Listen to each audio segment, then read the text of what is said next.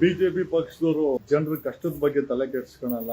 2,500 ಜನ ರೈತರು ಸತ್ತೋಗೋರೆ ಕರ್ನಾಟಕದಲ್ಲಿ, ಅದ್ರ ಬಗ್ಗೆ ತಲೆ ಕೆಡಿಸ್ಕೊಳಲ್ಲ. ಕರ್ನಾಟಕದ ಬಡವರ ಹತ್ರ ದುಡ್ಡಿಲ್ಲ, ಜೇಬಲ್ ದುಡ್ಡಿಲ್ಲ, ಬೆಲೆ ಏರಿಕೆ ಆಗಿದೆ, ತಲೆ ಕೆಡಿಸ್ಕೊಳಲ್ಲ.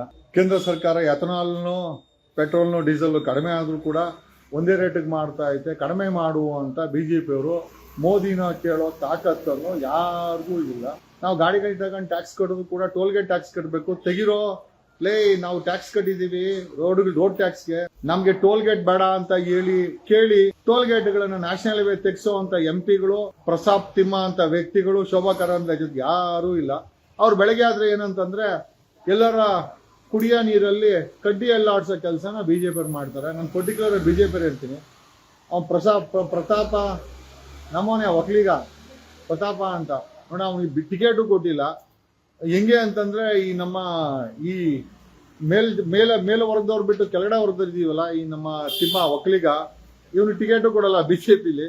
ಟೈಮ್ ಪಾಸ್ಗೆ ಇವನಿಗೆ ಒಂದಷ್ಟು ಹೇಳಿಕೆಗಳನ್ನ ಕೊಟ್ಕೊಂಡು ಪ್ರವೋಕ್ ಮಾಡ್ಕೊಂಡು, ಮೊನ್ನೆ ಬಾನು ಮುಷ್ತಾಕ್ ಅವ್ರದ್ದು ಏನೋ ಇದಕ್ಕೆ ಮೈಸೂರು ದಸರಾಗೆ ಅಮ್ಮ ಓಪನಿಂಗ್ ಹೋದ್ರೆ ಅದಕ್ಕೊಂದು PL ಹಾಕೋನೆ.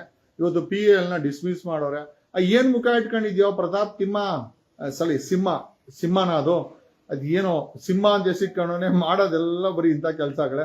ಏನೋ ಬಿಜೆಪಿ ಅವ್ರು ಬರೀ ಇದೇ ಕೆಲ್ಸನೇ.